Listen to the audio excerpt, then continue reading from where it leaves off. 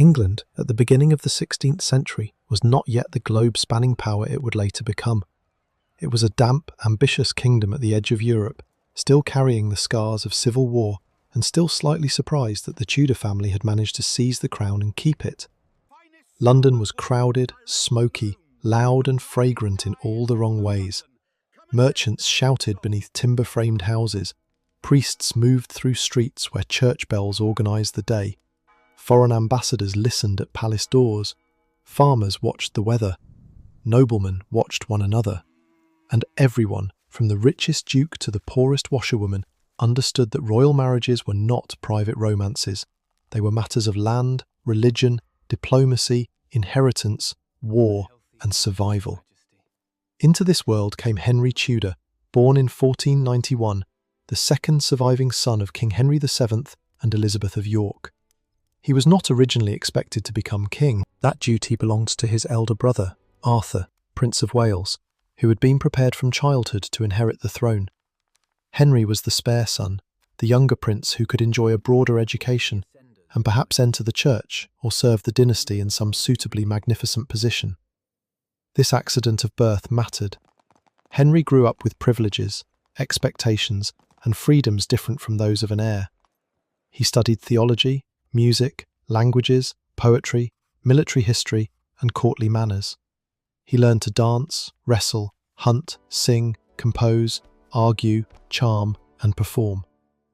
In an age when kingship was theatre, Henry was trained to dominate the stage. Then Arthur died. The young prince had married Catherine of Aragon, daughter of Ferdinand of Aragon and Isabella of Castile, the monarchs who had united much of Spain and sponsored Christopher Columbus's Atlantic voyage. Catherine had arrived in England as a valuable diplomatic bride. Her marriage to Arthur promised an alliance between the Tudors and one of Europe's most powerful royal families. But only months after the wedding, Arthur died at Ludlow Castle in 1502. The cause remains uncertain. Sweating sickness, tuberculosis, influenza, or another infection may have killed him. Catherine survived, suddenly transformed from future queen into a teenage widow in a foreign kingdom. Henry was now heir to the throne. This created a problem, which in Tudor politics meant that several serious men immediately began writing letters, negotiating dowries, consulting priests, and pretending that the whole situation had always been part of the plan. The proposed solution was simple. Henry would marry Catherine. There was, however, a religious obstacle. Church law prohibited a man from marrying his brother's widow unless the previous marriage had not been physically consummated, or unless the Pope granted permission. Catherine insisted that her marriage to Arthur had never been consummated. A papal dispensation was secured, negotiations continued, and the two young people remained connected by diplomacy, even as money, politics, and Henry VII's calculations repeatedly delayed the marriage. When Henry VII died in 1509, the 17-year-old Henry VIII inherited the throne. He was tall, energetic, handsome, educated, and eager to be loved. Compared with his cautious, financially disciplined father, the new king seemed dazzling. He spent freely. He held tournaments. He dressed in cloth of gold. He surrounded himself with musicians, athletes, companions, scholars, and ambitious courtiers. He appeared to be the perfect Renaissance prince. Within weeks, he married Catherine of Aragon. Their wedding, and the coronation that followed, announced a new era. Catherine was several years older than Henry, dignified, intelligent, and experienced in diplomacy. She had survived widowhood, financial insecurity, and years of political uncertainty. She knew how courts worked. She also understood that queenship involved far more than wearing jewels and producing a graceful smile while standing beside a throne.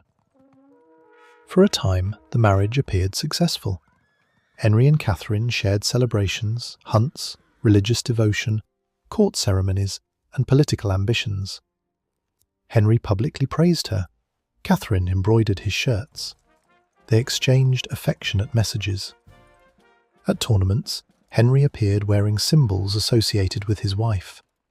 He trusted her enough to appoint her regent when he travelled to France in 1513. While Henry was pursuing military glory abroad, Scotland invaded England.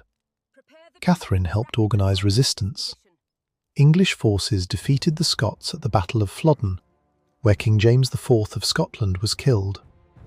According to later tradition, Catherine wanted to send Henry the dead Scottish king's bloodied coat. Even if the exact story became embellished, the episode reflects her reputation as a politically capable queen. She was not merely waiting in a palace nursery, she was governing a kingdom during war. But the nursery was where the future of the dynasty would be decided. Catherine became pregnant repeatedly. Some pregnancies ended in miscarriage, some produced children who were stillborn. A son, Henry, was born in 1511 and celebrated with tournaments, bonfires, music and public joy. He died less than 2 months later. The loss was personal, religious and political. Henry and Catherine mourned a child. England mourned an heir. The Tudor dynasty was young, and memories of the Wars of the Roses were still fresh. A disputed succession could plunge the kingdom back into conflict.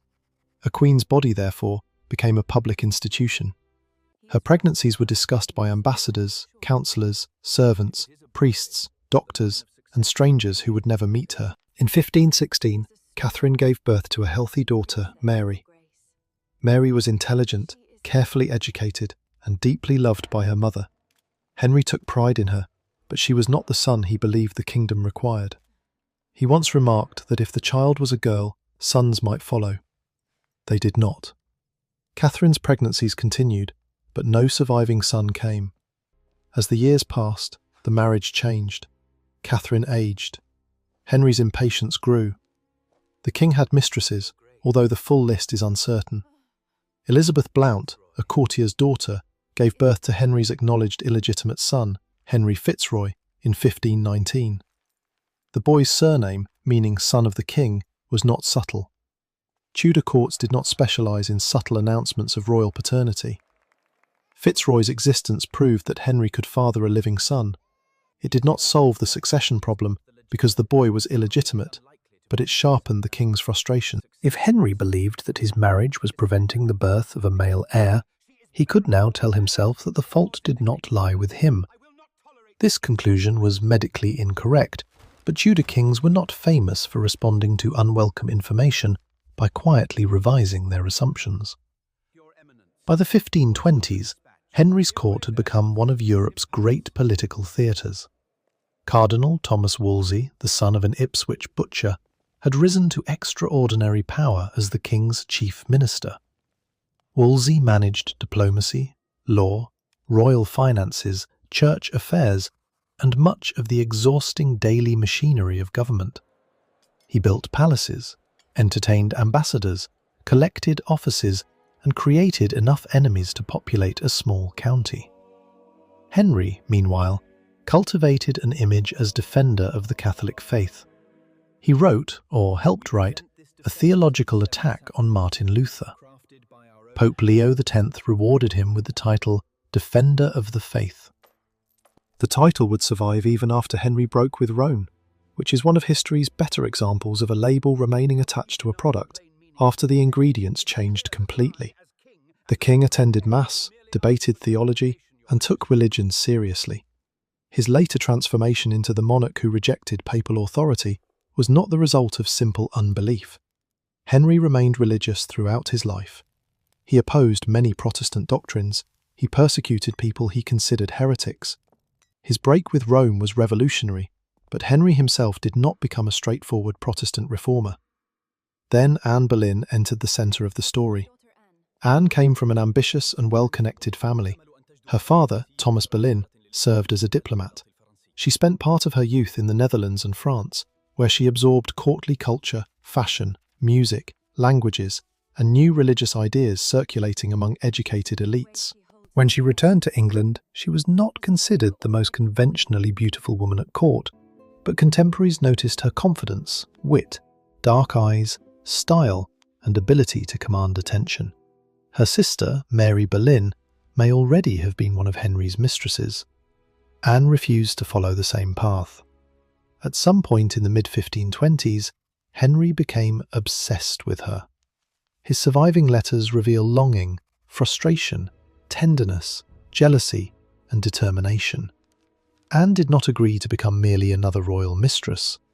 Whether her resistance arose from personal conviction, family strategy, religious principle, ambition, or a mixture of all four, it transformed the affair.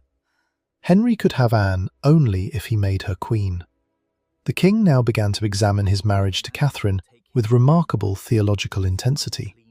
He focused on a passage from Leviticus, warning that a man who married his brother's wife would remain childless. Henry argued that his lack of surviving sons demonstrated divine punishment. Catherine's marriage to Arthur, he insisted, had made his own marriage unlawful. There were several difficulties with this argument. First, Catherine had a living child, Mary, so the marriage was not literally childless. Second, another biblical passage in Deuteronomy described a man's duty to marry his dead brother's widow under certain circumstances. Third, the Pope had already granted permission for the marriage. Fourth, Catherine maintained that her first marriage had never been consummated, meaning that the biblical prohibition did not apply. Fifth, Henry had been married to her for nearly 20 years and had shown little public concern about divine punishment when he was young, admired his wife, and still believed she might produce a son. Yet royal desire has always possessed an impressive ability to discover theological urgency at exactly the right moment. Henry wanted an annulment, not technically a divorce. An annulment would declare that the marriage had never been valid. Catherine would cease to be his lawful wife, Mary's legitimacy could be questioned, and Henry would be free to marry Anne. The request might once have been manageable through diplomacy. Kings and nobles had obtained annulments before, but Europe's political situation made this case unusually difficult. Catherine's nephew was Emperor Charles V, one of the most powerful rulers in Europe. Charles's forces had sacked Rome in 1527, and Pope Clement VII was in no position to offend him casually. The Pope delayed. Wolsey negotiated. Henry waited. Anne waited. Catherine refused to surrender. What became known as the King's Great Matter dragged on for years. In 1529, a legatine court met at Blackfriars in London to examine the marriage. Catherine appeared before Henry, knelt at his feet, and delivered a powerful appeal. She reminded him that she had been a true, obedient, and lawful wife. She insisted that she had come to him a virgin. She asked for justice, then refused to recognise the court's authority, and withdrew. The scene was intensely dramatic. Henry, seated as king and husband, faced the woman who had shared his throne for 2 decades. Catherine, isolated but unbroken, defended her marriage before officials who understood that the king wanted a particular conclusion. The court failed to give him one. Wolsey fell from power. For years he had seemed almost untouchable. Now his enemies moved quickly. He was stripped of offices and property. He died in 1530 while travelling south to face charges of treason. His reported final words included the bitter reflection that, if he had served God as diligently as he had served the king, God would not have abandoned him in old age. Whether polished by later retelling or not, the sentiment captured the central danger of Henry's court. Service to the king could raise a man higher than birth seemed to allow, but the fall could be immediate.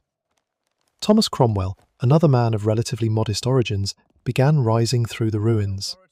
Cromwell was brilliant, practical, ruthless, and unusually skilled at converting a king's emotional crisis into administrative policy.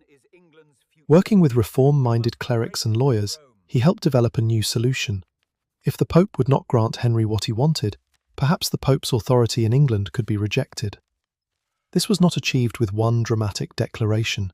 It came through statutes, legal arguments, pressure on the clergy, parliamentary acts, and a steady transfer of authority from Rome to the English crown.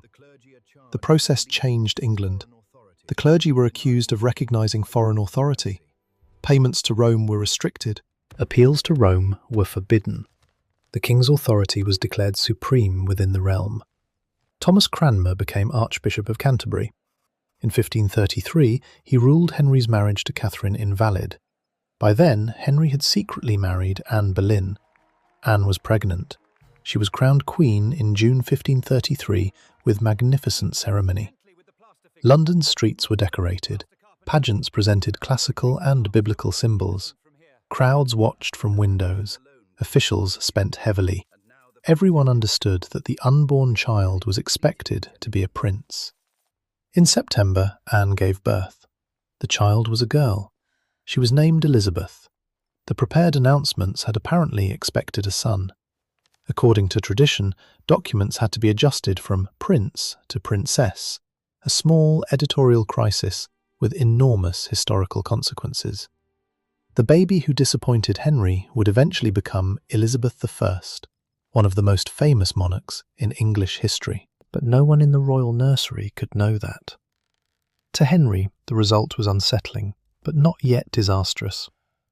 Anne had become pregnant quickly. Sons, he could tell himself, would follow. The new queen's position was both powerful and fragile. Anne supported religious reformers, patronised scholars, influenced appointments and helped distribute books and ideas associated with evangelical reform. She could be generous to petitioners and harsh toward enemies. She was politically engaged, sharp-tempered, charismatic, and surrounded by people whose fortunes depended upon her. She was also hated by many of Catherine's supporters. To them, Anne was not a romantic heroine, but an intruder who had displaced the rightful queen and attacked Princess Mary's legitimacy. Catherine remained widely respected. Mary refused to accept that her parents' marriage had been invalid. The country was divided not only by theology, but by loyalty, gender, family, and competing ideas of lawful authority. Catherine was separated from Mary. She lived in increasingly restricted conditions, still calling herself queen. She died in January 1536 at Kimbolton Castle. Henry and Anne reportedly wore yellow after receiving the news. Whether yellow represented celebration or mourning, according to contemporary custom, remains debated. But the image has survived because it perfectly suits the uncertainty of Tudor court symbolism. Even clothing could become evidence for the prosecution. Anne's own position was already weakening. She suffered miscarriages. One pregnancy ended in January 1536, possibly with a male fetus. The timing was terrible. Henry had recently suffered a serious accident during a joust, when his armoured horse fell upon him. He was unconscious for a period, and the incident may have worsened previous leg injuries. Chronic ulcers later developed on his legs. His mobility declined. His weight increased. Pain, frustration and fear became permanent features of his later life. The athletic prince was disappearing. In his place emerged the massive, suspicious, physically suffering king familiar from later portraits. Anne's miscarriage seemed to confirm Henry's darkest fear. This marriage too might fail to produce a healthy son. Jane Seymour was waiting nearby. Jane came from a respectable gentry family and had served both Catherine and Anne. Where Anne had been stylish, outspoken and politically energetic, Jane was presented as quiet, modest and obedient. This contrast may have been partly cultivated. Courts were skilled at branding queens before branding had a name. Henry began showing interest in Jane. She refused gifts and protected her reputation, echoing Anne's earlier strategy. Meanwhile, Thomas Cromwell and Anne had become political rivals. Cromwell may have feared her influence and sought to remove her. Henry's desire for a new wife gave him opportunity. In the spring of 1536, Anne's world collapsed with extraordinary speed. Men from her household and social circle were arrested. They included the musician Mark Smeaton and several courtiers. Anne was accused of committing adultery with multiple men, conspiring to kill the king, and engaging in incest with her brother George Boleyn. The charges were almost certainly fabricated or grossly manipulated. Some alleged encounters were said to have occurred when Anne was in a different location or recovering from childbirth. The accusations required her to conduct a nearly impossible campaign of affairs inside a court where privacy barely existed and where servants, guards, ladies, rivals and spies observed almost every royal movement. But legal plausibility was less important than royal will. Smeaton confessed, perhaps under pressure or torture. Others denied the charges. Anne was arrested and taken by barge to the Tower of London. She reportedly asked whether she would be placed in a dungeon, then learnt she would stay in the same royal apartments prepared for her coronation 3 years earlier. The symbolism was brutal. She returned to the Tower not as a queen approaching glory, but as a prisoner awaiting judgment. Anne's trial took place before noblemen who understood the expected verdict. Her own uncle presided. She defended herself with intelligence and composure, but she was found guilty. Her marriage to Henry was annulled shortly before her death, creating the strange legal situation in which she was condemned for adultery against a man who was officially declared never to have been her lawful husband. Tudor law could be extremely flexible when required to support a fixed conclusion. On May 19, 1536, Anne was executed by a swordsman brought from France. Execution by sword was considered more merciful than the axe, because a skilled swordsman could strike quickly. Anne delivered a careful final speech. She did not accuse Henry. She praised him as a gentle and sovereign lord, likely protecting her daughter and family from further punishment. She knelt.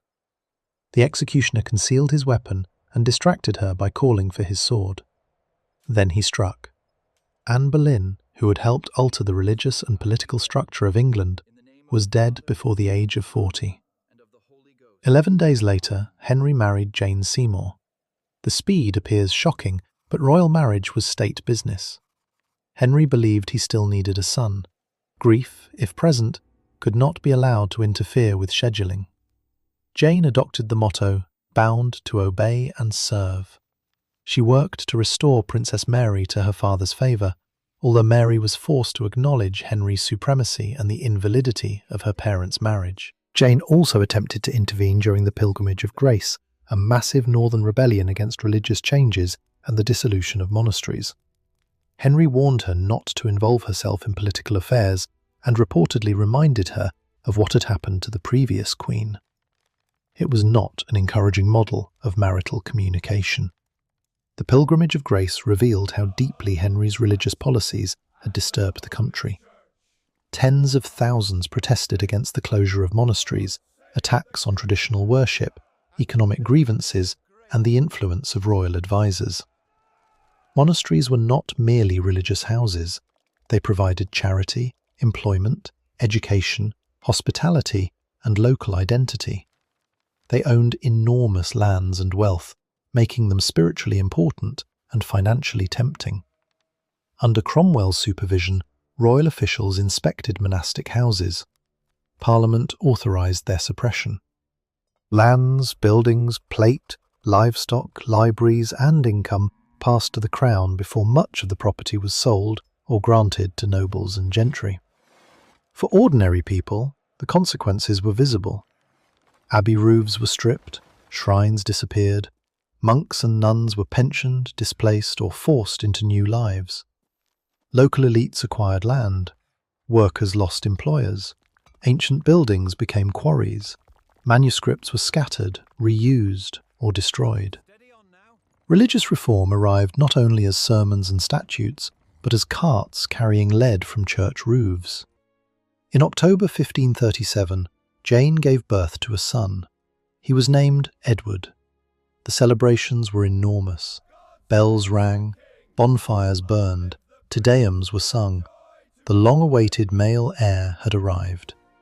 Henry had what he believed God, destiny, and English politics demanded. Jane did not enjoy the triumph for long. She became seriously ill after childbirth and died less than 2 weeks later. The exact cause may have been infection or complications associated with the birth. Later legend turned Jane into the wife Henry loved most because she gave him a son and died before the marriage could deteriorate. Henry wore mourning and arranged an elaborate funeral. When he died, he was buried beside her at Windsor.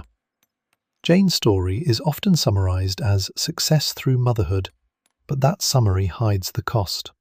She survived the dangerous politics of marriage only to die from the physical danger of producing the heir everyone wanted. At court, the search for another wife began. Henry was now in his late 40s, increasingly heavy and troubled by leg ulcers. He remained King of England and therefore one of Europe's most desirable husbands in diplomatic terms. Personally, the matter was more complicated. Royal agents considered potential brides across Europe. Some women were unavailable. Some alliances were politically unsuitable. Some families remembered what had happened to earlier wives. Christina of Denmark, a young widow and possible candidate, was later said to have joked that if she had two heads, one would be at the King of England's service. The remark may be apocryphal, but it was believable enough to survive.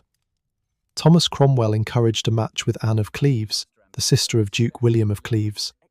The alliance could connect England with Protestant powers in northern Europe at a time when Henry feared hostility from France and the Holy Roman Empire. Because royal dating rarely allowed the couple to meet casually over dinner, portraits became essential. Hans Holbein the Younger, Henry's great court painter, was sent to produce Anne's likeness. Holbein was expected to be accurate. He could improve lighting, dignity, clothing, and presentation, but he was not supposed to transform a diplomatic bride into an imaginary person. Henry approved the portrait. Anne travelled to England. In December 1539, the king decided to surprise her at Rochester. Following a courtly tradition, he entered in disguise, approached her, embraced her, and expected her to recognise him through the mysterious power of romantic destiny. Anne did not recognise him. This was reasonable. She had never met him, and he was disguised. Henry, however, was offended. The encounter damaged the marriage before it began. He complained that Anne was not as attractive as he had expected. He declared, "I like her not."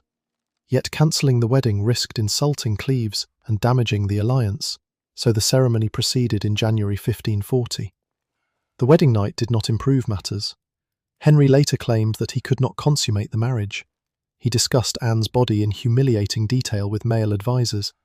At the same time, he insisted that doubts about her virginity had prevented his desire, while also claiming that he was physically capable with other women.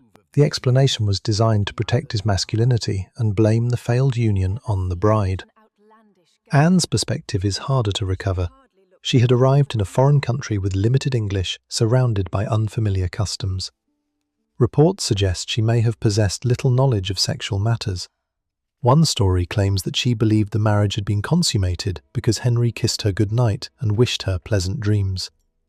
Whether literally true or exaggerated, the story reflects how young aristocratic women could be carefully protected from sexual information until the moment their bodies became central to international diplomacy.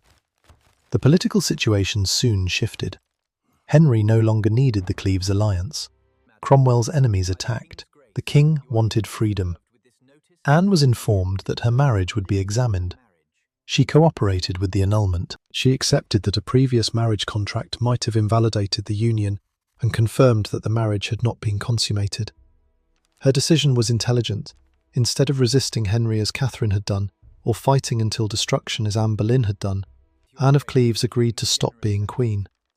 In return, she received a generous settlement, including houses, land, income, and status as the king's beloved sister. She remained in England, attended court on occasion, maintained a friendly relationship with Henry's children, and outlived Henry and all his other wives. The marriage lasted only 6 months, yet Anne emerged with property, independence, and her head. This made her, by certain Tudor standards, a spectacular success. Cromwell was less fortunate. His role in arranging the marriage gave his enemies an opening. He was arrested on charges including treason and heresy. Parliament condemned him without an ordinary trial. He wrote desperate letters to Henry asking for mercy. He was executed in July 1540. The execution was reportedly badly performed, although later descriptions may have grown more dramatic with repetition. Henry soon regretted losing Cromwell and complained that his counsellors had destroyed the most faithful servant he had ever possessed. This was another recurring pattern. Henry approved the destruction of a minister, then later blamed other people for allowing him to approve it. On the same day Cromwell died, Henry married Catherine Howard. Catherine was young, charming, and connected to the powerful Howard family. She had served as a lady-in-waiting to Anne of Cleves. Henry was nearly 30 years older, increasingly disabled, and delighted by his new bride. He called her his "rose without a thorn." The description revealed more about Henry's expectations than Catherine's character. He wanted youth without history, beauty without complexity, affection without calculation, and obedience without private desire. Catherine did have a history. As a girl, she had lived in the household of her step-grandmother, the Dowager Duchess of Norfolk. The household contained many young people and relatively loose supervision. Catherine became involved with her music teacher, Henry Manox, and later with Francis Derham. The exact nature of these relationships is difficult to reconstruct. Modern historians have debated questions of consent, age, pressure, and exploitation. What is clear is that Catherine had sexual experience before marrying the king, and that some people around her knew it. Once she became queen, individuals from her past sought positions in her household. Derham became her secretary. This was dangerous. A royal household was a web of memory. Servants knew who had entered which room, who had exchanged gifts, who had whispered in galleries, and who had once promised marriage. Catherine also developed a relationship with Thomas Culpeper, a gentleman of the king's privy chamber. They met secretly, assisted by Lady Rochford, the widow of George Boleyn. Whether Catherine and Culpeper completed a sexual affair is uncertain. Their meetings and surviving evidence suggest emotional and romantic involvement, and possibly more. In a private marriage, the situation would have been scandalous. In a royal marriage, it could be treason. Henry had recently ordered public thanksgiving for the happiness Catherine had brought him when Archbishop Cranmer received information about her past. He left a written accusation for the king. Henry initially refused to believe it. An investigation began. Witnesses were questioned. Catherine's earlier relationships emerged. Derham confessed to sexual involvement before her marriage and claimed that Culpeper had replaced him in her affection. A letter from Catherine to Culpeper was discovered. Its phrasing was intimate and dangerous. The king's adored young wife was no longer the rose without a thorn. Henry reacted with rage and grief. According to one report, he called for a sword to kill her himself. Catherine was confined and interrogated. She may have tried to reach Henry at Hampton Court, escaping her guards and running toward the chapel where he attended Mass. The famous haunted gallery tradition claims that her screams still echo there, though the dramatic chase is not securely documented. Catherine could perhaps have saved herself by claiming that she had entered a binding pre-contract with Derham. In Tudor canon law, a valid promise of marriage followed by sexual relations might constitute a marriage. If she had already been married to Derham, her union with Henry could be declared invalid. But such a defence would also mean admitting that she had concealed an existing marriage before marrying the king. She denied the pre-contract. Parliament passed legislation making it treason for an unchaste woman to marry the king without revealing her sexual history. The law was applied to Catherine, even though it had not existed when she married Henry. She was condemned without a conventional public trial. On February 13, 1542, Catherine Howard was executed at the Tower of London. Lady Rochford died beside her. Later legend claims Catherine said she would rather die the wife of Culpeper than Queen of England. There is no reliable evidence for the line. Her recorded speech was more traditional and restrained. She was probably still in her teens or early 20s. Henry had married a young woman whose past he had not investigated carefully, placed her inside a dangerous court, expected complete devotion, and then destroyed her when her private life collided with royal authority. Catherine made reckless choices, but the power imbalance was overwhelming. Henry could redefine marriage, law, religion, and treason. Catherine could only try to survive inside rules that changed around her. After 5 marriages, Henry's record was not reassuring. One wife had been cast aside after 24 years. One had been executed on almost certainly false charges. One had died after giving birth. One had accepted annulment and escaped. One had been executed after a genuine scandal shaped by youth, secrecy, and royal power. The king remained unmarried for more than a year. Then Catherine Parr entered the story. Catherine was in her early 30s and had already been married twice. Both husbands had died. She was educated, mature, financially experienced, and connected to reformist religious circles. She may have hoped to marry Thomas Seymour, Jane Seymour's ambitious brother, but the king chose her. Refusing Henry was not a simple option. They married in July 1543.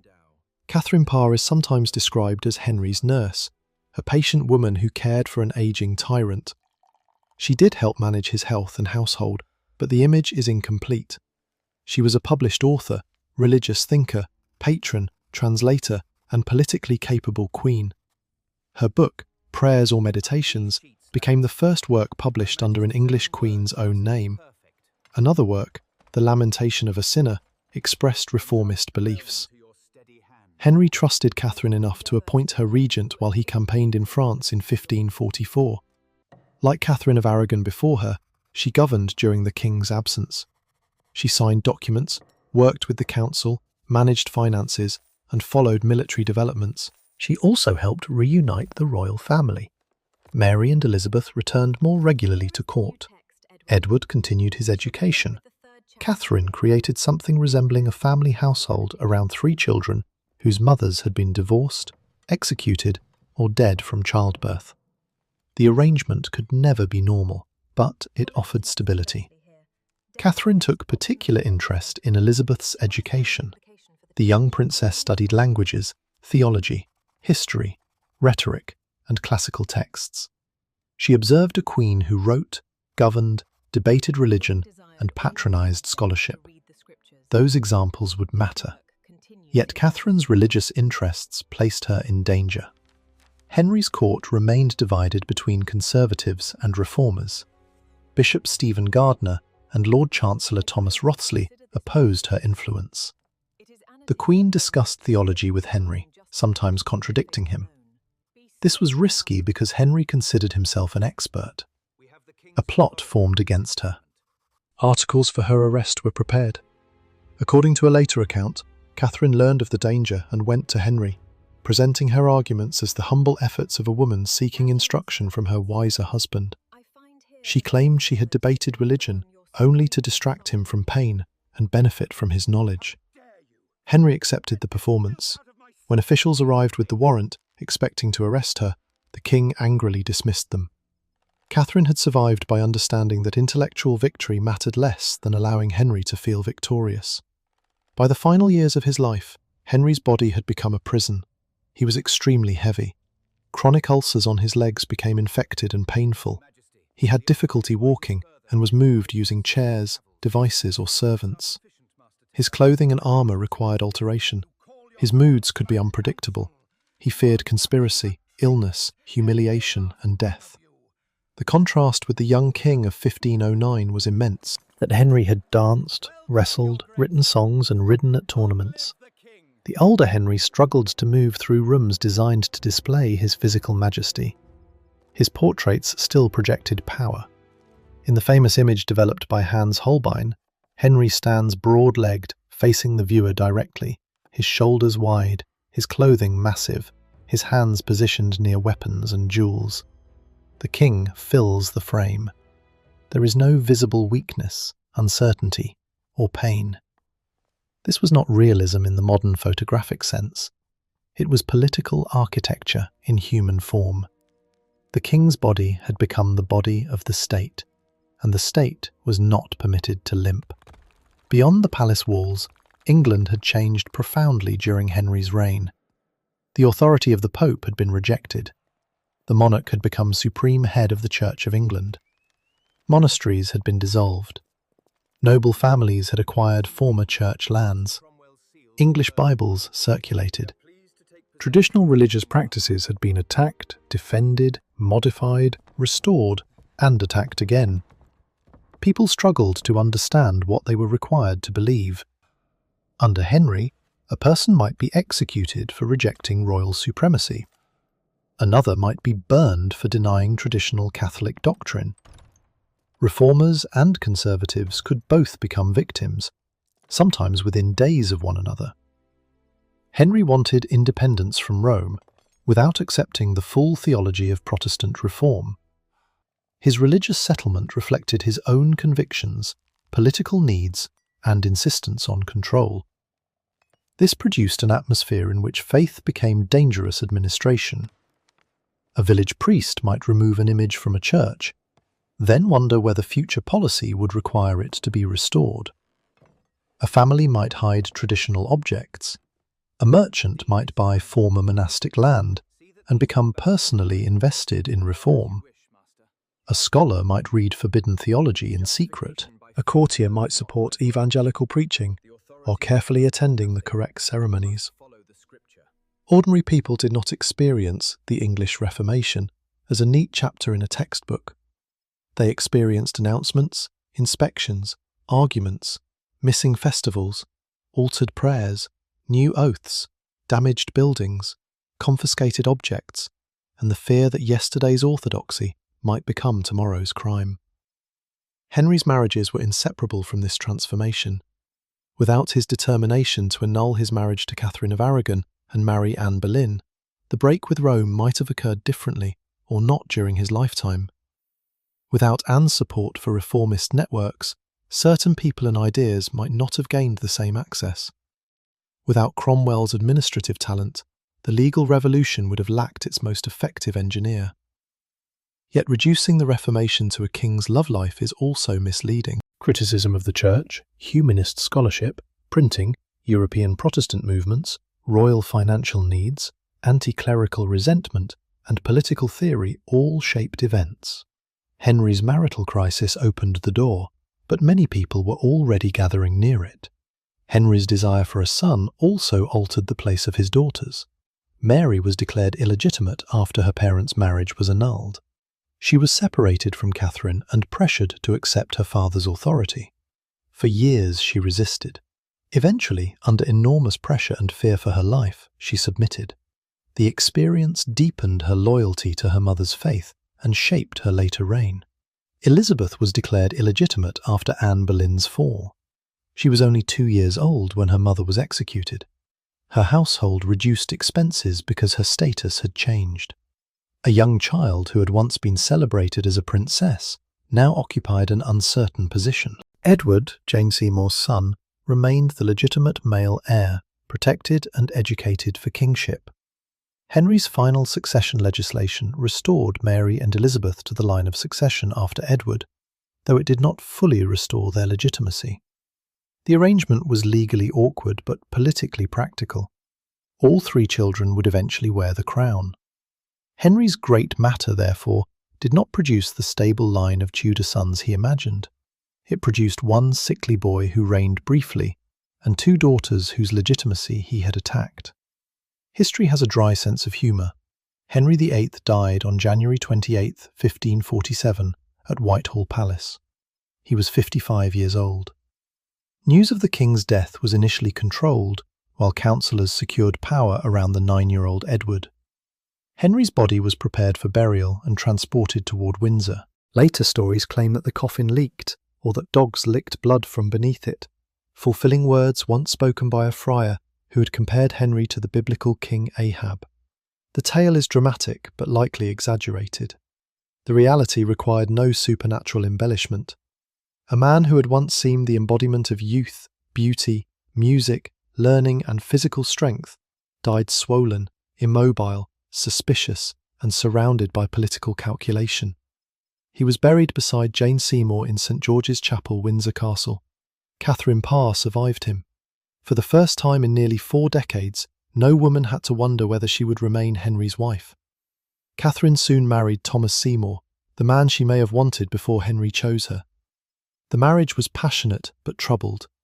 Seymour was charming, ambitious, reckless, and inappropriate in his behaviour toward the teenage Elizabeth, who lived for a time in Catherine's household. He entered Elizabeth's chamber early in the morning, engaged in physical play, and behaved in ways that caused gossip. Catherine initially participated in some playful incidents, perhaps failing to recognise the danger, but eventually sent Elizabeth away. Catherine became pregnant. In 1548, she gave birth to a daughter, Mary Seymour, and died days later, probably from puerperal fever. She had survived Henry VIII, religious conspiracy, and Tudor court politics, only to die from the same reproductive danger that had killed Jane Seymour. Thomas Seymour was executed for treason the following year. Their daughter disappears from the surviving record while still young. Henry's 6 wives are often compressed into a rhyme: divorced, beheaded, died; divorced, beheaded, survived. It is memorable, efficient, and not entirely accurate.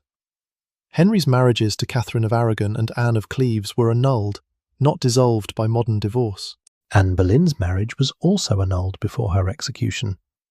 Catherine Howard's position was ended through parliamentary condemnation rather than the neat structure implied by the rhyme. Catherine Parr survived Henry but died the following year.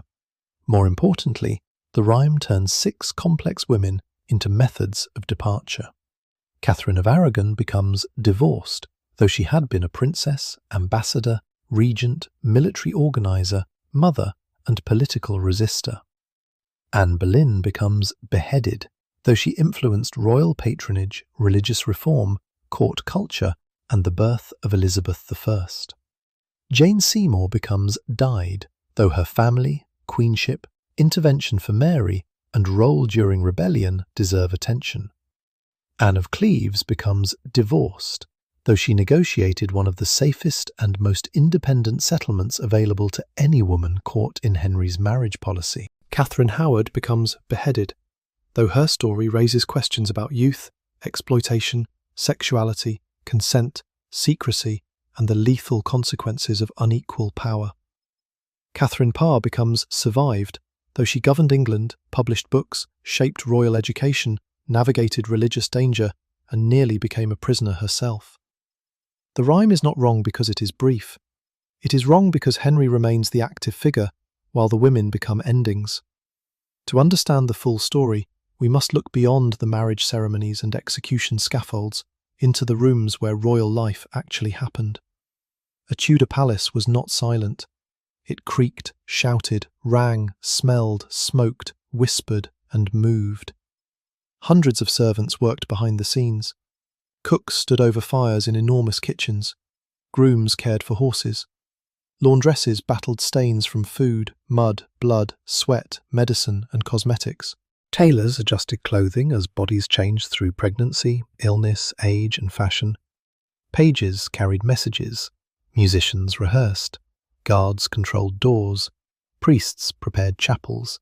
Physicians examined royal urine and offered diagnoses based on colour, smell, astrology, and classical theory. A queen did not wake alone. Ladies entered her chamber. Clothes were selected. Hair was arranged. Prayers were said. Meals were delivered and tested. Petitioners waited. Ambassadors observed.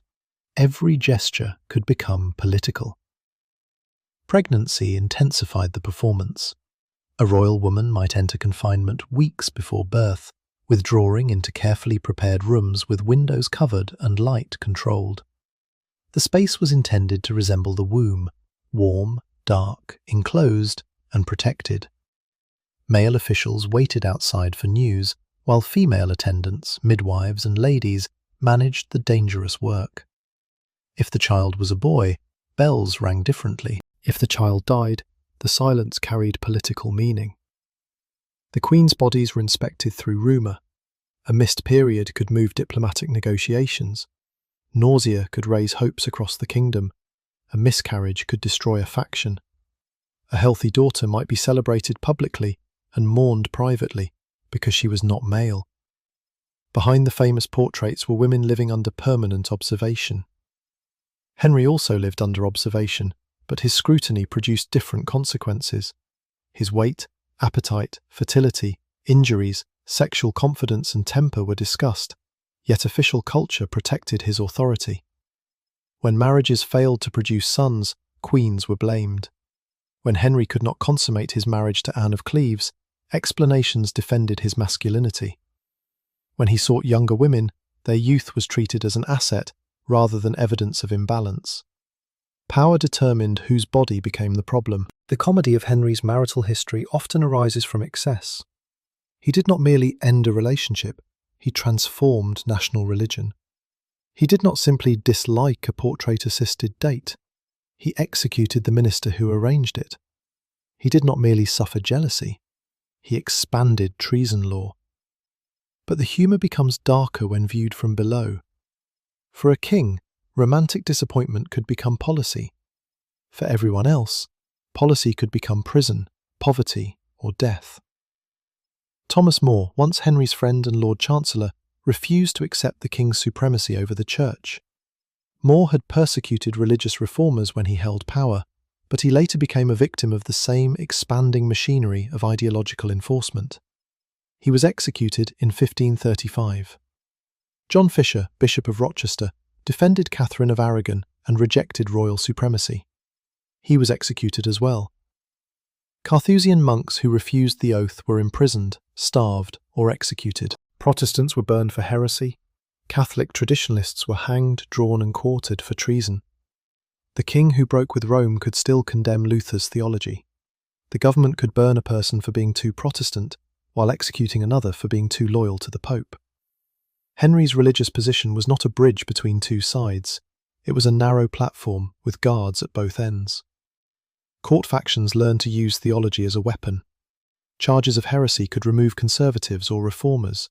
Association with a queen could create opportunity or disaster. Families rose through royal marriage and collapsed through royal displeasure. The Boleyn family is the obvious example. Anne's elevation brought positions, prestige, and access. Her fall destroyed her brother and damaged her father's ambitions. Yet the family did not vanish entirely. Other relatives adapted, survived, and continued serving. The Seymours rose through Jane. Her brothers Edward and Thomas gained extraordinary influence during the reign of young Edward VI. Edward Seymour became Duke of Somerset and Lord Protector. Thomas Seymour married Catherine Parr and pursued his own ambitions.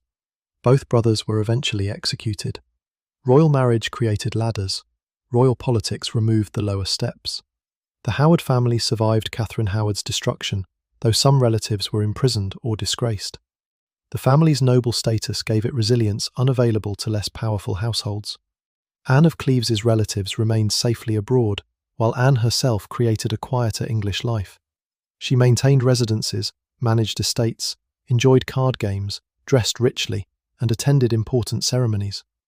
She appeared at Mary I's coronation alongside Princess Elizabeth. She died in 1557 and was buried with honour in Westminster Abbey. She was the last of Henry's wives to die. Her survival was not merely luck. It was political intelligence. She understood when resistance would be fatal and when cooperation could produce freedom. Catherine of Aragon chose a different form of resistance. She would not surrender the title of queen or admit that her marriage had been unlawful. Her position cost her comfort, access to her daughter, and perhaps opportunities for a more peaceful settlement. Yet accepting Henry's argument would have betrayed her faith, her honour, her daughter's legitimacy, and the meaning of her adult life. Her resistance was not failed strategy, it was moral refusal. Anne Boleyn resisted in another way. For years she refused the limited position of mistress and demanded queenship. Once crowned, she attempted to exercise influence rather than disappear into ceremonial obedience. That visibility created enemies. Her political personality, once attractive to Henry, later became inconvenient. Jane Seymour learned from Anne's fall. She presented obedience, moderation, and reconciliation. Yet even Jane discovered the limits of intercession when Henry warned her not to interfere with matters of state. Catherine Howard lacked the experience and secure political network of earlier queens. Her household became vulnerable to people from her past. She tried to create private space in a palace designed to eliminate it. Catherine Parr used scholarship, humility, and performance. When threatened, she turned submission into defense. She told Henry what he needed to hear, while preserving enough of herself to survive. Each woman developed a different response to the same fundamental danger: marriage to a man who considered disagreement a form of disloyalty and disloyalty a potential crime. Henry's personality has inspired centuries of diagnosis. Historians and doctors have proposed brain injury, diabetes, endocrine disorders, chronic infection, genetic conditions, psychological trauma, and the effects of pain. The 1536 jousting accident is often treated as a turning point. Henry was reportedly unconscious, and traumatic brain injury could theoretically have affected impulse control or mood. Yet diagnosis across 5 centuries is uncertain. The evidence is incomplete, filtered through ambassadors and chroniclers, and shaped by later legend. Henry displayed vanity, cruelty, charm, insecurity, intelligence, generosity, suspicion, and self-pity before and after the accident. Physical suffering probably intensified existing traits. It did not create absolute power. The more important condition was political. Henry lived in a system where few people could safely tell him that he was wrong. As a young king, he wanted praise. As an older king, he expected agreement. Courtiers became skilled in anticipation. They watched his expression. They studied which topics caused anger. They delayed bad news. They blamed absent enemies. They praised decisions before understanding them. A king surrounded by fear may hear obedience and mistake it for wisdom. Henry was intelligent, but intelligence without restraint can produce sophisticated disaster. He understood music well enough to compose. He understood theology well enough to argue. He understood law well enough to reshape it. He understood politics well enough to destroy opponents. What he did not consistently understand was limitation. He believed his will could determine the validity of marriages, the legitimacy of children, the boundaries of religion, and the intentions of those around him. When reality resisted, he searched for betrayal. The wives became mirrors in which Henry saw his own hopes. Catherine of Aragon represented dynastic legitimacy, European prestige, and youthful promise. Anne Boleyn represented desire, reinvention, religious independence, and the possibility of a new male line. Jane Seymour represented obedience and successful motherhood. Anne of Cleves represented international strategy, until Henry decided she represented personal disappointment. Catherine Howard represented recovered youth. Catherine Parr represented comfort, family stability, and intelligent companionship, provided the intelligence remained politely beneath his own. When a wife failed to match the image Henry had created, the image was protected and the woman was blamed. The famous portraits reinforce these roles. Catherine of Aragon appears dignified, solemn, and richly dressed, often holding symbols of devotion. Anne Boleyn's most recognised portrait was painted after her death, based on earlier images or traditions. She wears the famous bee necklace, her face controlled and unreadable. Jane Seymour appears pale, formal, and restrained in Holbein's portrait, every jewel and fabric detail sharply observed. Anne of Cleves looks composed and symmetrical in the portrait that helped arrange her marriage. The painting became evidence in one of history's most famous complaints about profile accuracy, even though Holbein's reputation suggests that the king's expectations were the larger problem. Catherine Howard's identification in surviving portraits remains debated. Her face, like much of her life, is surrounded by uncertainty.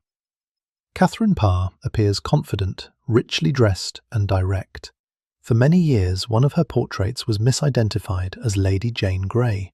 Even a queen who published under her own name could later lose her face. Portraits were political objects. Clothing displayed rank. Jewels communicated wealth and loyalty. Posture announced virtue. The sitter did not smile broadly because the image was not meant to capture a cheerful afternoon.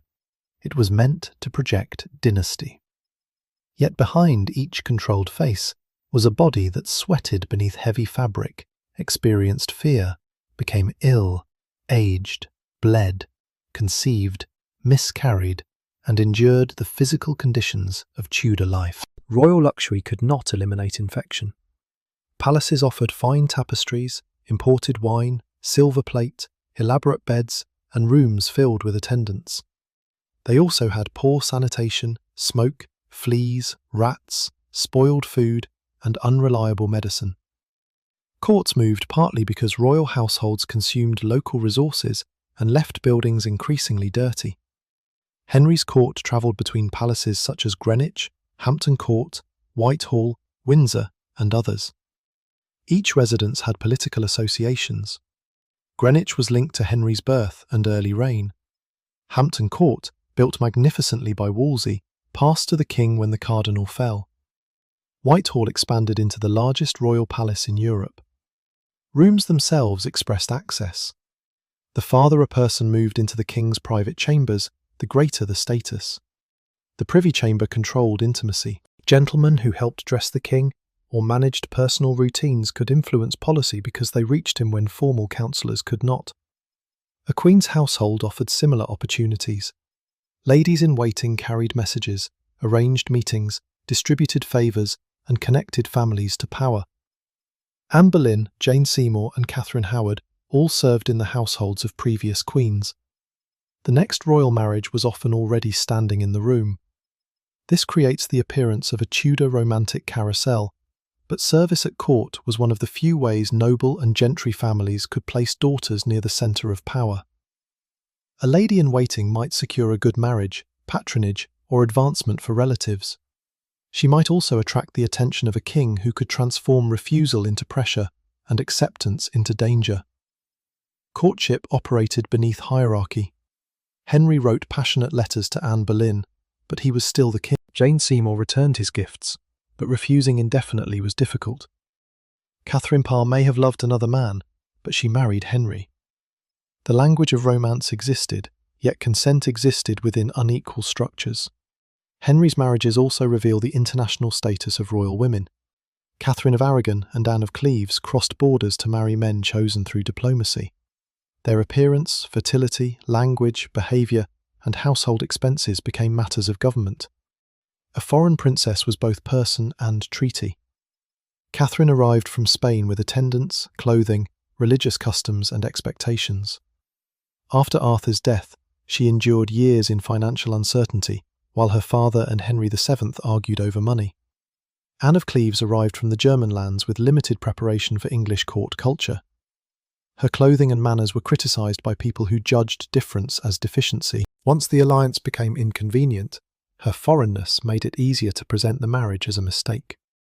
English-born wives avoided some diplomatic problems, but created factional ones. The Boleyns, Seymours, Howards, and Parr connections brought domestic families closer to power. Every appointment could be interpreted as evidence that one faction was defeating another. The king's bedroom and the council chamber were separated by walls, not politics. The story also includes the women who were considered and rejected. Diplomats investigated princesses across Europe. Portraits were commissioned. Ages, health, beauty, dowries, alliances, and religious positions were compared. Henry sometimes demanded unusual freedom to inspect candidates before committing himself, a privilege royal families found insulting. European courts knew his history. Parents and brothers considered whether an English crown justified the risk. After Anne Boleyn's execution, the question became especially sharp. A princess marrying Henry was not simply travelling to England. She was entering a legal environment in which the king had demonstrated that marriage could end through annulment, confinement, or death. Yet England remained powerful enough that negotiations continued. Dynasty made danger attractive. Henry's acknowledged illegitimate son, Henry Fitzroy, represented another possible path. The boy was granted extraordinary titles, including Duke of Richmond and Somerset. At one point, some observers wondered whether Henry might place him in the succession. Fitzroy married Mary Howard, a cousin of both Anne Boleyn and Catherine Howard, but the marriage was not consummated, possibly because the couple was considered too young. He died in 1536 at about 17. His death removed a potential alternative heir, just as Anne Boleyn fell and Henry married Jane Seymour. Had Fitzroy lived, English history might have developed differently. Henry might have sought to legitimise him. Rival claims could have emerged. Mary, Elizabeth, Edward, and Fitzroy might have become the centre of competing factions. Instead, Henry's surviving legitimate children inherited one after another. Edward VI became king at 9. His government pushed England further toward Protestant reform. Church services changed. Images were removed. Clerical marriage was accepted. English worship expanded. Power rested with adult councillors, first Edward Seymour and later John Dudley. Edward was intelligent, serious, and committed to Protestant belief. He was also frequently ill. He died in 1553 at 15. Before his death, advisers attempted to exclude Mary and Elizabeth from the succession and place Lady Jane Grey on the throne. Jane reigned for only 9 days before Mary gathered support and took power. Mary I restored papal authority and Catholic worship. She married Philip of Spain and hoped to produce an heir. She experienced false pregnancies, periods when her body showed signs interpreted as pregnancy, but no child came. The echo of Catherine of Aragon's story was painful. Mary's reign, marriage, religion, and legitimacy was shaped by her parents' conflict. Her persecution of Protestants, in which hundreds were burned, earned her the later nickname Bloody Mary. Yet her policies must also be understood within a century in which Catholic and Protestant governments across Europe treated religious unity as essential to political order. This context explains the violence without excusing it. Mary died in 1558 without a child. Elizabeth became queen. The daughter Henry had once declared illegitimate ruled for more than 44 years. She never married. European princes were considered, negotiations were opened, portraits exchanged, and rumours circulated, but Elizabeth avoided the trap that had defined her mother's life. Her unmarried status created problems. The succession remained uncertain. Parliament pressured her. Foreign powers speculated. Courtiers competed. But remaining unmarried also preserved her authority. A husband might claim influence. A foreign prince might pull England into unwanted alliances. An English nobleman might elevate one faction above all others. Elizabeth transformed marriage negotiations into diplomacy. She could suggest interest without committing.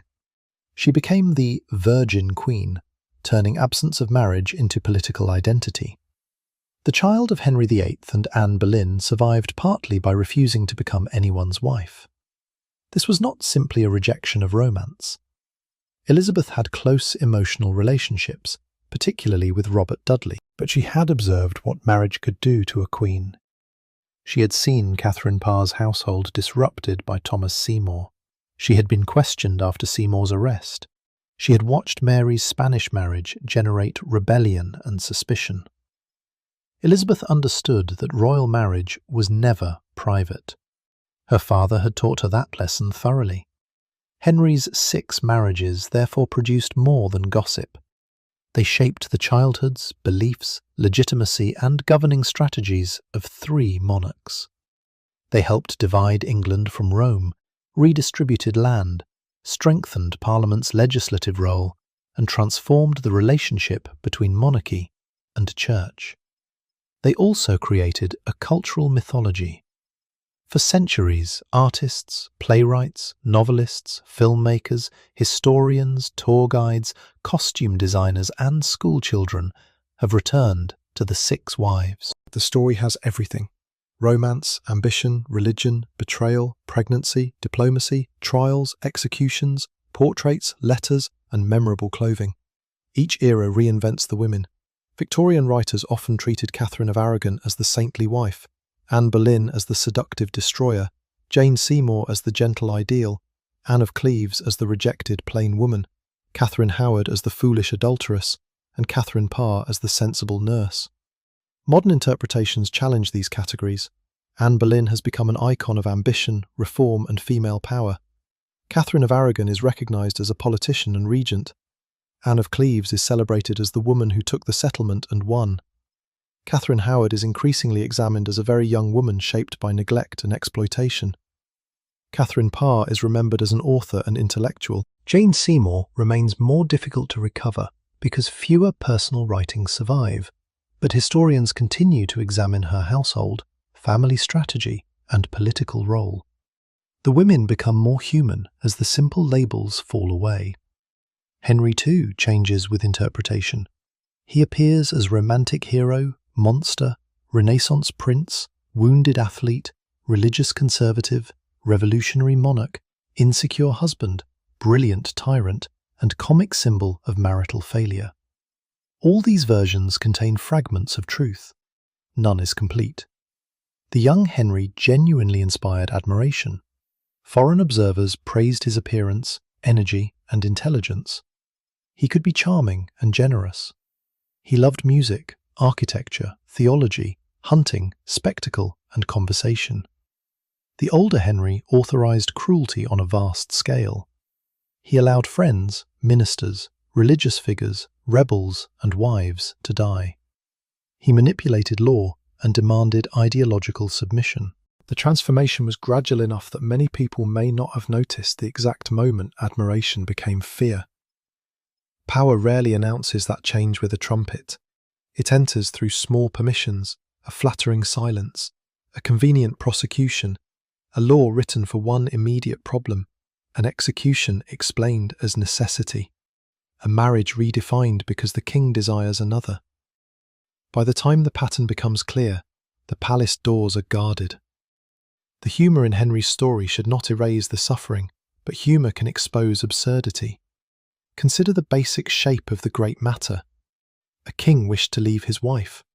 Because he was king, the dispute involved the Pope, the Emperor, Parliament, universities, theologians, diplomats, bishops, spies, and eventually every monastery in England.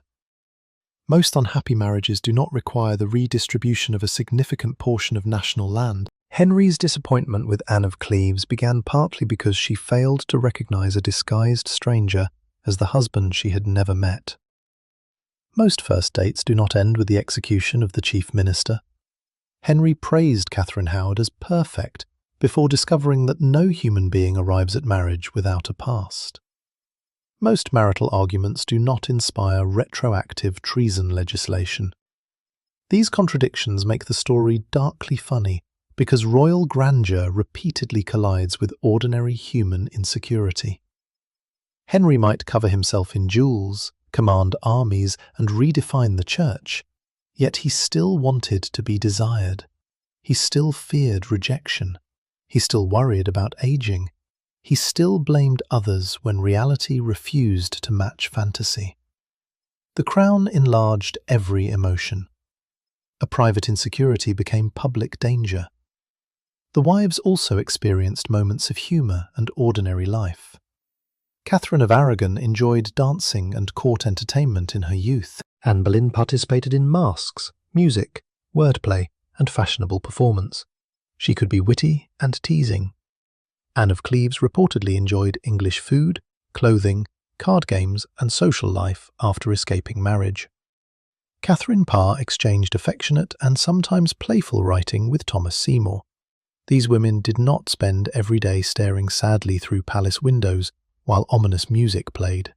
They laughed, argued, ate, travelled, prayed, gambled, read, embroidered, planned, complained, and became bored. Even inside tragedy, life remained detailed. Meals at court could involve enormous displays of meat, fish, pies, sweets, spices, and wine. Fasting rules shaped menus. Sugar sculptures and decorative dishes demonstrated wealth. Servants moved constantly between kitchen and hall.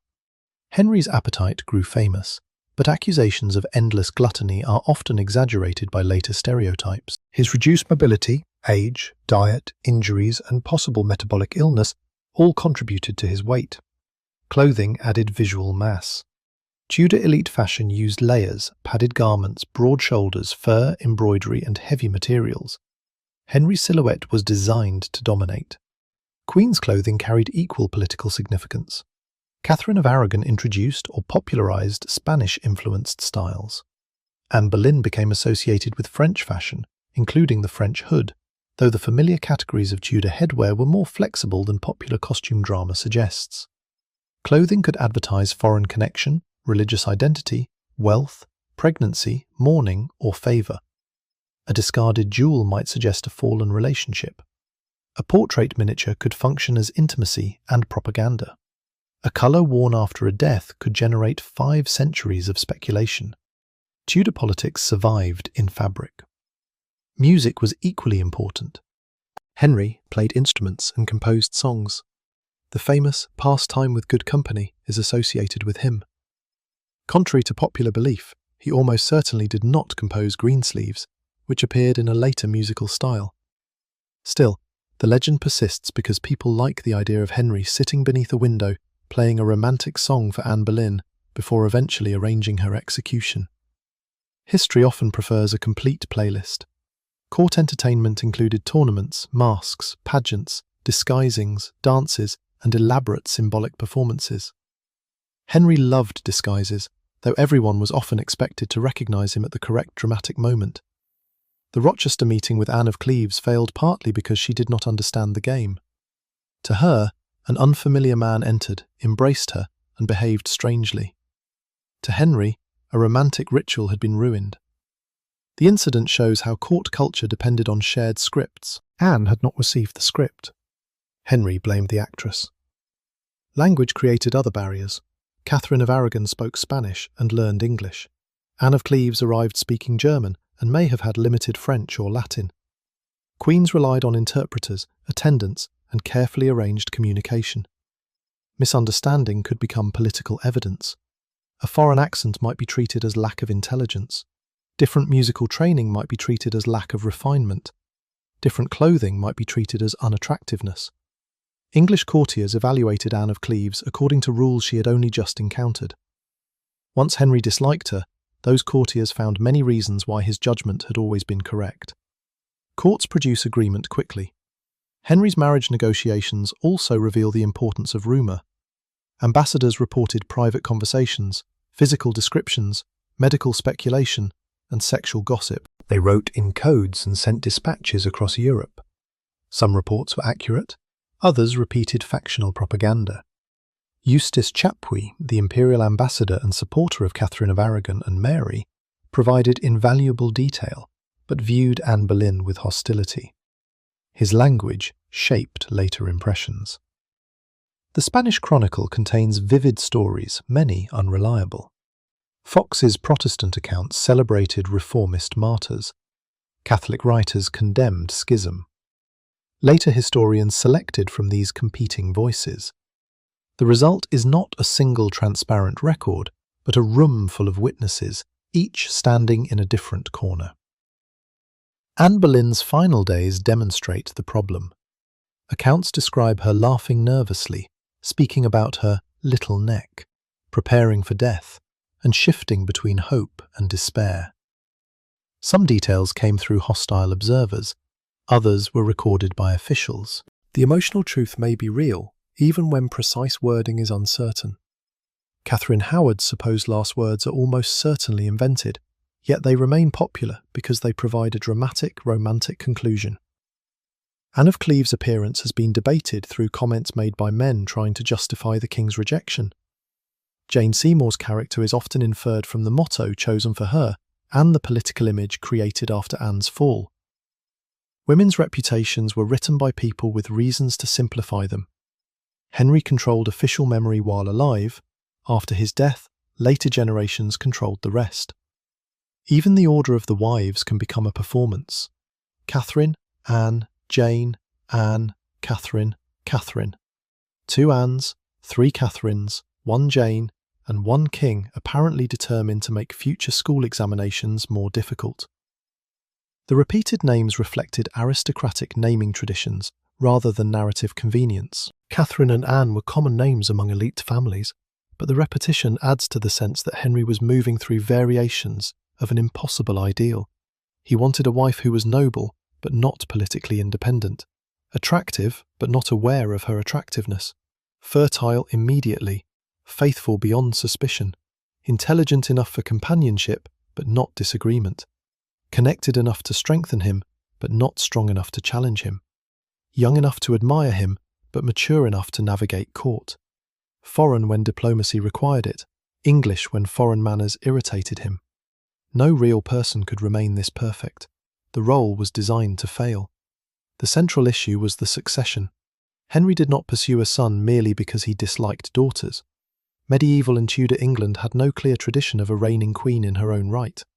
Empress Matilda's 12th century claim had produced civil war. A female heir raised questions about marriage, foreign influence, military command, and competing male claims. These fears were politically understandable. Henry's response was catastrophic. Instead of accepting Mary and strengthening her succession, he destroyed her legitimacy. Instead of preserving alliances, he created religious division. Instead of ensuring stability, he left 3 children from 3 different mothers with competing religious identities.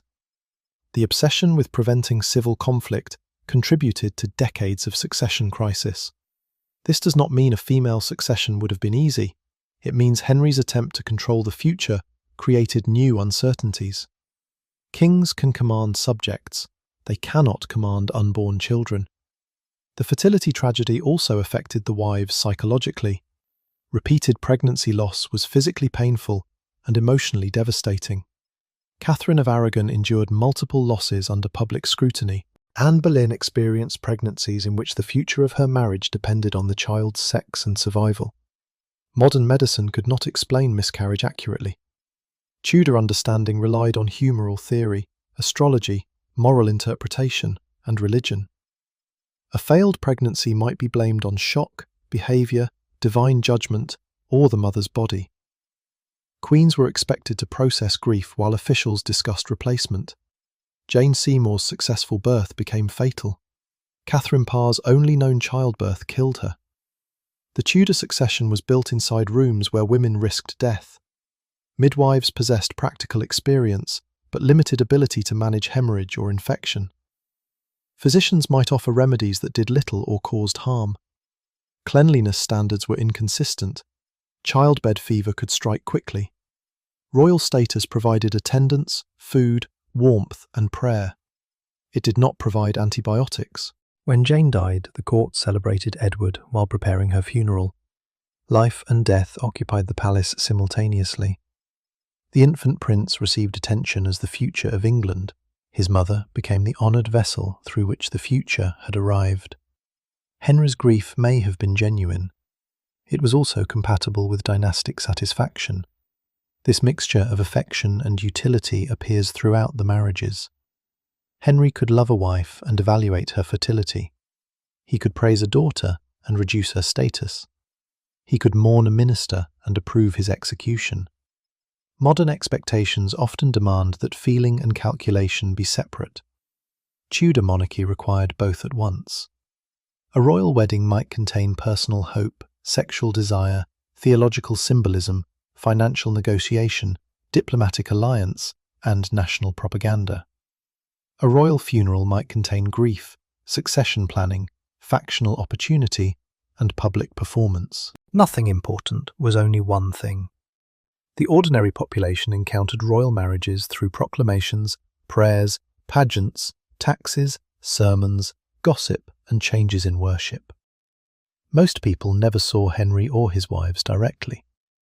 Yet they prayed for royal pregnancies, celebrated births, watched coronation entries, heard accusations, and adjusted to new definitions of lawful authority. In taverns and marketplaces, people discussed the king's affairs at considerable risk. Some were punished for words interpreted as treasonous. A careless joke about Anne Boleyn, Catherine of Aragon, or the king's body could attract official attention. Political humour existed, but it was dangerous. People used nicknames, songs, prophecies, and rumour. The government monitored speech. Treason laws expanded beyond armed rebellion to include certain words and denials of royal titles. Henry's marital insecurity reached into ordinary conversation. The printing press amplified conflict. Pamphlets and books carried reformist ideas. English translations of scripture became political objects. William Tyndale's New Testament influenced later English Bibles, though Tyndale himself was executed in the Low Countries. Anne Boleyn supported access to reformist texts.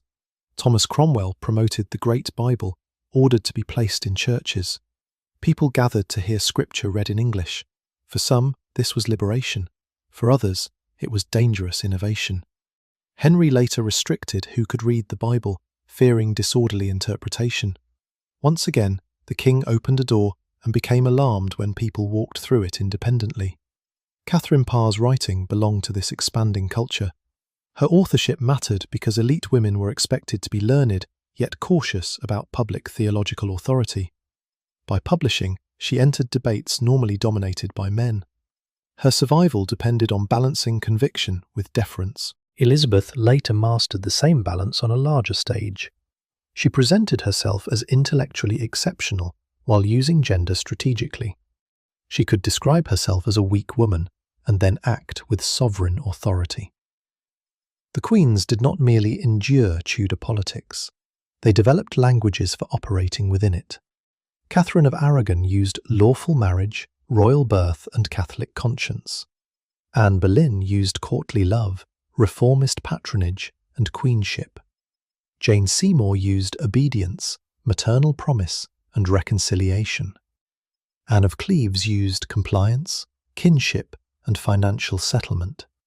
Catherine Howard tried secrecy and household intimacy, with disastrous results. Catherine Parr used scholarship, humility, family care, and theological flexibility. Each strategy reflected personality and circumstance. None guaranteed safety. The word wife can make their relationship to Henry sound domestic. In reality, each woman became part of the state. Her household received funding, her image appeared in public ceremonies, her relatives gained or lost influence, her reproductive health affected diplomacy, her words could be interpreted as national policy. When Henry rejected a wife, he could not simply move into another room. He had to reconstruct legality. This produced the extraordinary legal creativity of the reign. Parliament became essential to royal policy. Statutes defined succession, supremacy, treason, religion, and marriage. Henry did not abolish law. He used law intensely, reshaping it to authorize his will. This is one reason his reign matters constitutionally. The Crown worked through Parliament to create revolutionary changes. The process strengthened the idea that statute could transform ancient institutions. Later English monarchs would discover that a parliament powerful enough to help a king reject papal authority might also claim powers of its own. Henry's personal monarchy unintentionally contributed to future limits on monarchy. The dissolution of the monasteries had equally long consequences. Former church lands passed into private hands. Families who acquired them gained reasons to resist any full restoration of papal authority. Wealth shifted, landscapes changed. Ruined abbeys became enduring physical reminders of the Reformation. Today, visitors walk through roofless naves open to the sky. Grass grows where monks once prayed. Stone arches frame clouds. The ruins appear romantic, but they are the remains of institutions dismantled through policy, connected to Henry's marital and financial revolution. The past survives as architecture. Hampton Court still displays Tudor brickwork, kitchens, halls, chapels, courtyards, and the famous gallery associated with Catherine Howard. Visitors move through rooms where ambassadors waited, servants carried dishes, and queens measured every word. At the Tower of London, the execution site is marked near the chapel where Anne Boleyn and Catherine Howard were buried. The space is quiet now. Tour groups gather. Ravens move across lawns. The modern city rises beyond medieval walls. The women who once entered through gates under armed guard have become names on signs, audio tours, novels, musicals, and souvenirs. History has converted terror into heritage. This does not make remembrance false. It makes it complicated. We visit palaces because beauty survives. We remember executions because violence shocks. We repeat the rhyme because it fits easily into memory. But the complete story asks more effort. It asks us to imagine Catherine of Aragon waiting for permission to see her daughter, Anne Boleyn listening for footsteps outside her tower rooms, Jane Seymour lying feverish after the birth everyone celebrated, Anne of Cleves hearing that the king disliked her before she fully understood the language around her, Catherine Howard facing interrogation by men who treated her sexual history as evidence against the state, Catherine Parr discovering that theological conversation with her husband might end in arrest. It also asks us to imagine Henry before he became the enormous figure in the portrait, a boy who was not meant to rule, a young king adored by his court, a husband celebrating the birth of a son who died weeks later, a man terrified that his dynasty might collapse, a ruler who interpreted disappointment as divine message and personal resistance as betrayal. Understanding is not forgiveness. It is the recognition that tyranny is often built from human fears, given inhuman power. Henry feared weakness, so he performed strength. He feared dynastic failure, so he repeatedly destroyed marriages. He feared disobedience, so he expanded treason. He feared religious dependence on Rome, so he made himself supreme. He feared death, so he filled portraits with physical dominance. Yet everything he feared eventually arrived in another form. His only legitimate son died young. His daughters inherited. His religious settlement did not remain fixed. His ministers shaped policies he could not fully control. His body failed. His dynasty ended with Elizabeth, childless and unmarried. The Tudor line lasted only 2 more generations after Henry. The king who sacrificed so much for a male future left no lasting male Tudor succession, and the wives he attempted to define through obedience, fertility, or disgrace became central historical figures in their own right. Catherine of Aragon is remembered for refusing to surrender. Anne Boleyn is remembered for changing England and giving birth to Elizabeth. Jane Seymour is remembered as the mother of Edward, but increasingly as more than motherhood. Anne of Cleves is remembered for surviving intelligently. Catherine Howard is remembered with growing compassion. Catherine Parr is remembered as a writer, regent, and scholar. Their stories escaped Henry's control. That may be the final irony. He could control ceremonies, titles, households, trials, laws, portraits, and executions. He could not control memory. The old rhyme remains, but around it a richer history has grown. Divorced, beheaded, died. Divorced, beheaded, survived. 6 endings arranged around one man. But when we look more closely, the endings open into lives. A Spanish princess kneeling before a court and refusing to deny her marriage. A French-educated courtier holding a king's attention and altering the religious future of a country. A quiet queen entering childbirth with the hopes of a dynasty placed upon her. A foreign bride turning rejection into security. A young woman trapped between a hidden past and an all-powerful husband. A twice-widowed scholar using humility to escape a warrant for arrest. These were not 6 versions of failure, they were 6 different encounters with power. Henry's court glittered with gold, jewels, music, silk, armour, painted ceilings, carved stone, and candlelight. It also depended on fear. Behind every banquet stood servants. Behind every marriage stood diplomats. Behind every pregnancy stood succession. Behind every accusation stood political advantage. The laughter in this history is real, but it echoes through dangerous rooms. We laugh when Henry's romantic disguise fails because Anne of Cleves does not recognise him. We laugh at the idea of an international crisis caused by a disappointing first meeting. We laugh at the king who changed the religion of a country, partly because he wanted a new wife. Then we remember the monasteries emptied, the prisoners taken to the tower, the families separated, and the women whose bodies became evidence. Comedy and tragedy are not opposites here, they are neighbours. The absurdity reveals the scale of the power. A modern person may end an unhappy relationship with a difficult conversation, legal paperwork, and perhaps an argument over furniture. Henry VIII ended relationships with Acts of Parliament, theological commissions, diplomatic threats, annulments, imprisonment, and executioners. He did not simply have a complicated private life, he forced a kingdom to participate in it. That is why the story still fascinates. The 6 wives allow us to watch history moving between bedroom and battlefield, chapel and council chamber, nursery and scaffold. They show how private desire can become public law when concentrated in the hands of one ruler. They show how women navigated systems designed to value them for dynasty while fearing their influence. They show how memory can reduce people to slogans, and how historical attention can restore complexity. And they show the limits of control. Henry VIII wanted certainty. A certain marriage, a certain heir, a certain religion, a certain memory. He received none of them. His first marriage was declared invalid after producing a future queen. His second ended with an execution that transformed Anne Boleyn into legend. His third produced the son who died before adulthood. His fourth ended peacefully only because Anne of Cleves accepted the role of sister instead of wife. His fifth exposed the impossibility of demanding a human being without a past. His sixth survived because Catherine Parr knew that sometimes the safest way to defeat a king in argument was to convince him that no argument had occurred. After Henry died, England continued changing. Edward pushed reform forward, Mary reversed it. Elizabeth reshaped it.